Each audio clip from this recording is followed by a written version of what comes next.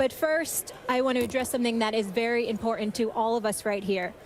It's a very dark time after several of our colleagues have been affected by ESPN layoffs. And I want to say these folks have done tremendous work contributing to make ESPN the brand that it is. And my heart also goes out not only to them, but to their families, their loved ones that are affected by this. And obviously, I want to hear your thoughts, guys. Well, let me first say this. I've been working here since 2003. I'm honored to be a member of the ESPN family. My heart goes out to my colleagues out there who lost their jobs here at the company. They've spent years doing absolutely outstanding work, and they're responsible for what ESPN has become.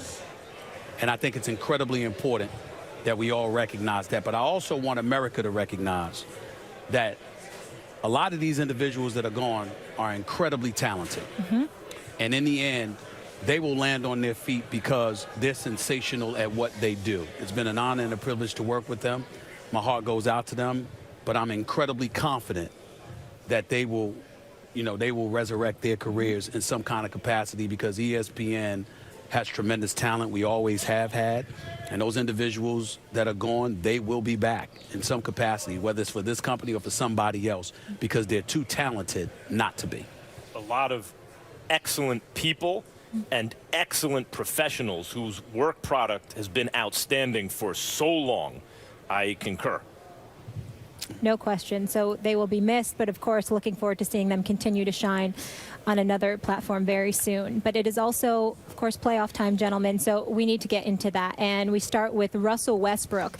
And his Thunder may have gotten bounced in 5, but their short playoff run isn't deterring Russ from keeping his talents in OKC. Everybody know that I like Oklahoma City and I love being here. And, I love everybody here.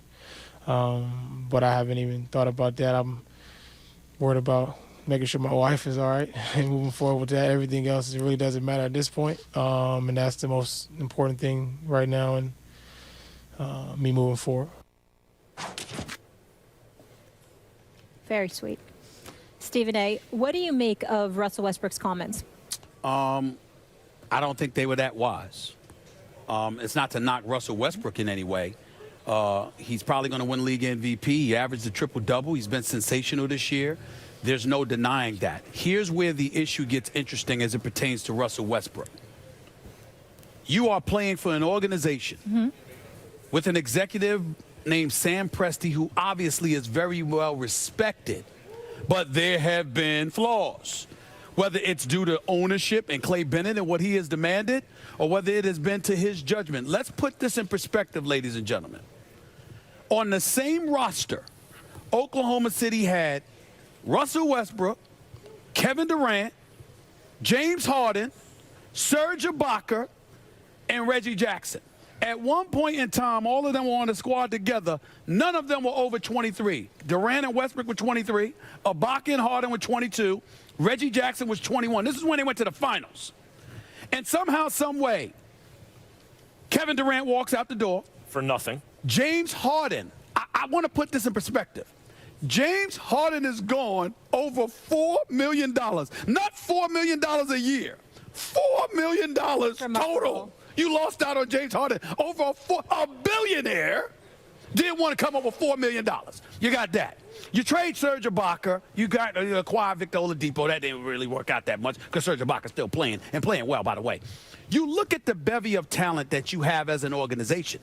I have to question why all of them left or why all of them wanted to leave and you moved some and others left. And so I'm looking at Presti and I'm looking at Bennett, the owner, and I'm saying if I were playing for an organization that lost that level of talent, I might want to stay, Max. I really might still want to stay.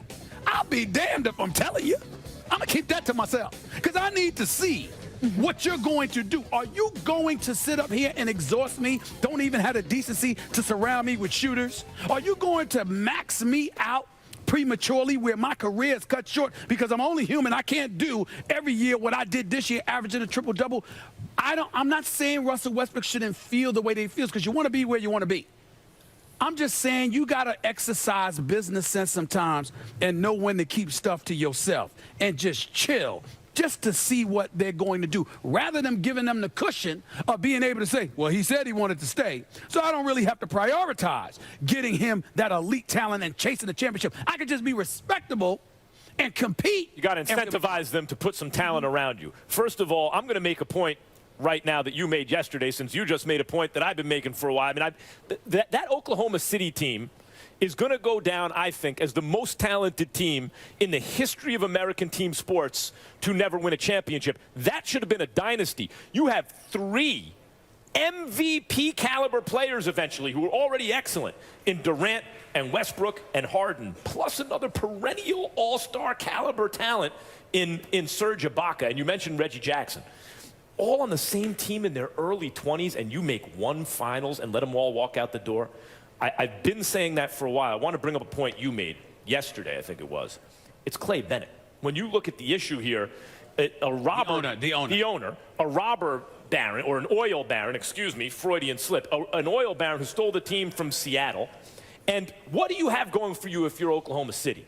It's not the market that's going to attract people. It's a small town. It's not New York or L.A. or Miami or a place like that. It's not a big, sexy market. What you have is the ability to pay more than the other teams if you're willing to pay a luxury tax. The way the NBA is set up, it's that if a small market is willing to spend money, they can keep the team together because these guys can make more money there than elsewhere. And he has been unwilling to do it. He's cheap. And because he's cheap, Oklahoma City doesn't have a squad. So when Russell Westbrook comes out and says, this is where I want to be, to me, Stephen A., that doesn't cost him anything. He didn't come out and say, I guarantee you I'm never going to leave Oklahoma City. He said, this is where I want to be, and I believe he's telling the truth. Now, the fact that in a couple of years, I believe he's going to want to get out to L.A. or someplace like that. It should be L.A. or New York. Right. It's because the owner's cheap. It's a bad owner. An excellent GM in Sam Presti, the mistakes notwithstanding, because Presti didn't get any shooters for him this year, but when you look at the talent Presti's identified, it's amazing. But a cheap and bad owner, and therefore a bad place for Russell Westbrook in the long run. Important point to point out here.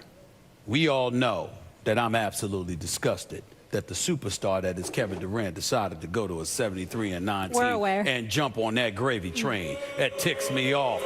But having said all of that, let me say this. Here is a moment where we have to be fair to Kevin Durant and possibly let him off the hook in this regard. So much has been made about what the relationship was with Russell Westbrook. That's Kevin Durant's fault because you never called him or went to see him to say goodbye. And you brought that shrapnel of criticism in your direction because you brought up that skepticism by handling it the way that you handled it. But the interesting part about Kevin Durant is now we have to sit here and say, Sam Presti, Clay Bennett, how much did you have to do with Kevin Durant walking out the door? Because if we're sitting here and noticing that Harden and Ibaka and Jackson and others are gone, could you imagine what Kevin Durant noticed? These are the kind of things that we have to pay attention to, because in Golden State, we have a situation where Joe Lacob and those boys, Steph Curry ain't going nowhere, Klay Thompson ain't going nowhere, Draymond Green ain't going nowhere. It looks like a wise move. The fact of the matter is, if you're an owner of an NBA team, a lot of times that's a vanity play. In other words, you're not always going to try to optimize your profits every year because, first of all, the equity, the whole league becomes more valuable. So your franchise, these guys buy it for a couple $100 million, sell it for a couple billion. That's happening. And also, for some, it's a vanity play. They're rich guys. This is their toy. They get to have a toy. Clay Bennett is treating the Oklahoma City Thunder primarily as a business. Now, you may say there's nothing wrong with that. It's his right to optimize profits, too. Well, that's fine. But when you're being compared to other owners, you know, and I bring up Dan Gilbert, and I don't think he's a very good owner, but you're right, he is at least willing to pay the luxury tax in Cleveland. You're being compared to other owners who are willing sometimes to not optimize profits that year in order to give that town a winner, because they know in the long run they're going to sell for multiples of what they bought it for. That makes you, relative to the other owners, a bad owner. Here's a simpler way of putting it. You have some owners who really, really want to win championships. And you have some owners where it would be nice, but what I really want to do is just be in the picture while also monitoring my dollars. If I'm competing every year, even if I don't win, I'm in the argument. Therefore, I've satisfied my constituency, my fan base. I sell out the arena every night. Real quick, because we have to go to break, though. But on that point you just made, how about Russell Westbrook? Does that at all make you think him wanting to stay, that he doesn't necessarily care that much about a championship? Well, here's the deal. what Russell Westbrook eventually is going to be forced to look in the mirror about is, first of all, no one would ever question his effort. We know his heart. It is heart. Of course. But you do have people who believe he prioritizes numbers as well as everything else. So now that you've accomplished league MVP, because he's going to win that, and you was a scoring champion and all of this other stuff, what else is there left to do individually? At some point in time, we're going to sit up there and say to Russell Westbrook, all right, bro, now it's time to win. Look, don't ask him that. Oscar Robertson, one of the greatest players ever, didn't get a chip until Kareem showed up and he got one. You know, I mean, but he doesn't want to be in that conversation. Russell Westbrook had Kevin Durant for 8 years. Yep, that's true. There's no doubt about it. All right. We'll take a break from basketball. When we come back, of course, we're in Philly for the NFL draft. The Eagles found the quarterback of the future last season after taking Carson Wentz with the second overall pick. So what can we expect from Philly in the NFC East? And Booker McFarland has strong comments regarding some of the controversial figures in tonight's draft. First take on the road in Philly. On 51 of the Wizards' points, the home team has won all 5 games this series. Stephen A., did you want to mention something before I got into the question? Ladies and gentlemen, I wanted to mention something because an absolute taboo took place just now via text message. What? I got a text message from one of your very own people, an NBA champion by the name of Rasheed Wallace. And this brother, Rasheed Wallace, with those hairdos he usually wears, Yeah. with those outfits, his definition of sharp suits as a T-shirt and an old blazer, he had the audacity, Max Kellerman, to criticize my wardrobe.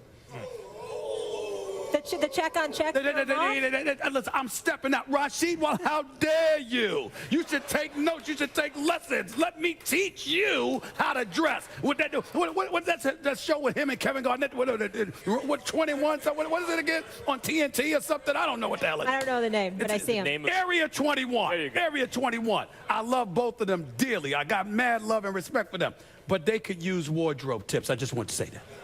Thank you, Fashion Police. He was the difference in 04. Listen, they're champions. They're both champions. KG's a future Hall of Famer. I love them both, and I ain't getting on KG. But Rasheed Wallace, to talk about my wardrobe. You have to understand. Oh my God! Oh my God! Him? Don't take it personally. He's comparing you to me, so of course you know. I mean, that's the way it is. I do understand you do dress better because you wear the same suit every day. You know what I'm saying? But let's move on. Very carefully. This is a little bit lighter shade of blue. Too much money for your own good. Let's get into the Wizards, gentlemen. Right. Stephen A., are you more confident in Washington now? I know how much you love this team. I am more confident in them. Listen, I was very, very down on them after they fell. They lost. The first 2 games, the last 2 games, games 3 and 4 in Atlanta. The series was tied 2-2. Paul Millsap was giving it to him. Markieff Morris was chirping a little bit. You got to back it up. Don't talk. Got to back it up. Your first playoff series ever. You're talking about a perennial all-star in a Paul Millsap. You got to watch your mouth. Show some respect. Okay? He has to do that. But John Wall is big time. Bradley Beal is big time. Otto Porter, Bogdanovich, and these boys can shoot the basketball. Lamont Gortat finds a way to be relevant because when Atlanta goes small, he don't know what to do with himself. I think Scott Brooks needs to stop trying to stay big when Atlanta goes small. You might want to transition and go small yourself. Put Markieff Morris at the 5, okay? Make him at the 5 and do something with Wall and Beal and Bogdanovich and Otto Porter. Go small against Atlanta. Make sure you can match their speed. But in the end, the bottom line is this. When I think about the Cleveland Cavaliers, clearly the class of the Eastern Conference, I'm thinking about who can beat them. I don't, as good as Toronto is, Max, I don't believe in them because of their perimeter shooting. Right. When you're going up against LeBron and those boys, you need to be able to shoot from threes. And that, to me, is not the Toronto Raptors. I think Washington can do that, and that's why I like what I'm seeing from Washington, at least in the last game. I understand that. I want to address that. But first, let me just say, I think if you start talking about this series and these teams, you have to say John Wall's name first. That's right. This dude is as good as anyone at the position right now. How long have I been saying that? People talk How long have I about been saying Steph and Westbrook and Harden, and they deserve it. These are such great players. Kyrie, John Wall is right there. Who has the best crossover in the game right now? Anyone got a better crossover than John Wall? I would say Kyrie. I would say Kyrie. By the way, I would say Kyrie. I would say maybe. Who's the fastest player with the ball in the game? John Wall. Who's the best change of pace player? John Wall. John Wall. This guy and mixed reviews and from he the crowd on and that he one. is well because there are a lot of great choices. And he defends better than And Kyrie. he defends better than all of them. And he can get to the basket at will. He makes good decisions with the ball. He's a great passer. What a player. In terms of this series, though, I am not more confident right now in Washington than I was, because the reason they won that game is because Atlanta was missing wide open shots. That's not something they're doing. That's Atlanta blowing it. And Atlanta's no great shakes. I mean, they're all right. Wait a minute. They're all right. I mean, Schrader can make. I mean, he's been playing very, very well. Here's the flip side. The other dudes were open because you could afford to leave them open because you knew they were bricklayers. Well, I don't know. When you look at the Washington team, some of these guys, Otto Porter and these guys, some of them are supposed to hit shots. Well, we're talking about Atlanta. Yeah, we're talking about Atlanta. Right. Anyway, but getting to the Washington team, Otto Porter, even Bradley Beal, obviously Gortat, all those guys, you can rely I love on Bradley Beal. Me too, but you can rely on one dude to be a superstar when you need him to be, because he's the only superstar on the team, and that's John Wall. Bradley Beal, excellent player. None of the other players are special. They're role players. They're short one special player to compete with Let Cleveland. me throw this at you. I want to hear what you think about this, Max. We're not going to compare him to a Steph Curry or anything like that. But I watched Bradley Beal, and I'm like, eh.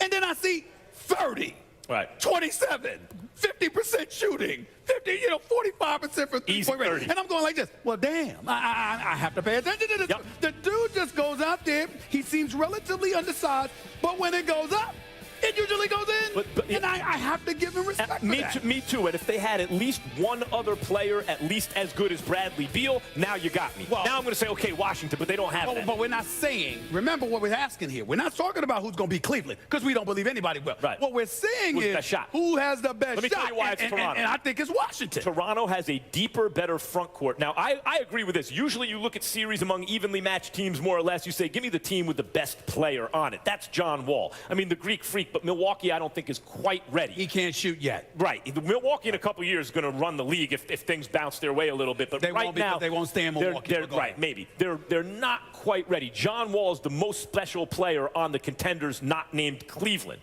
So, I get that. But Toronto is deeper and better in the front court. They have an excellent backcourt. And I'll tell you something else, Stephen A. You're right. They don't shoot the three. They don't have that kind of game. Remember the Mayweather-Maidana fight? Yes. How Maidana was able to really shake them up and win some rounds and make it a close, tough fight? The reason I think that is Maidana doesn't throw punches in traditional classical ways. They come in awkward angles. And Mayweather's defense, which is designed to pick off shots from a boxer, isn't ready for these weird angles. They're not supposed to cut. That's kind of like Toronto's offense right now. Defenses are not designed to stop an offense that looks like Toronto. So you're right about them not shooting it well enough, at least, compared to some of the other backcourts. But that may actually, in a weird way, be an advantage because they're zigging while everyone else is zagging. Here's the only point that you're missing. Kyle Lowry struggles at times inconsistently during the playoffs. Do you know why? Because he's usually facing Washington and Wall. That's your problem. If you're going to face a guy that's a big guard who can defend plus give you the business, you now have a problem. And Toronto goes where Lowry takes them. DeMar DeRozan is no joke. He can ball. But they don't go anywhere that Lowry does not take them. Oh, listen, if you swapped John Wall and Kyle Lowry, then Toronto might win the whole, at least get to the finals. That's not the case, I agree, but I still say Toronto gives Cleveland their best. Game 6 Friday in Atlanta. The home team has won every game this series. We'll see if they can even it up. By the way, Atlanta will win Game 6 because Washington still remains undisciplined, and Washington will come back to the nation's capital and win Game 7 and advance to the next round. The bold prediction, folks, but we are in Philly for the NFL draft. When we come back, Donovan McNabb, where is he? He's going to come back out here. Many consider Mitch Trubisky and Deshaun Watson the best quarterbacks in this draft class, but could another signal caller eventually be best in show? We will discuss it up next. We are here in Philly, so we have to talk NFC East. What do the Eagles, Cowboys, Redskins, and Giants need to take in the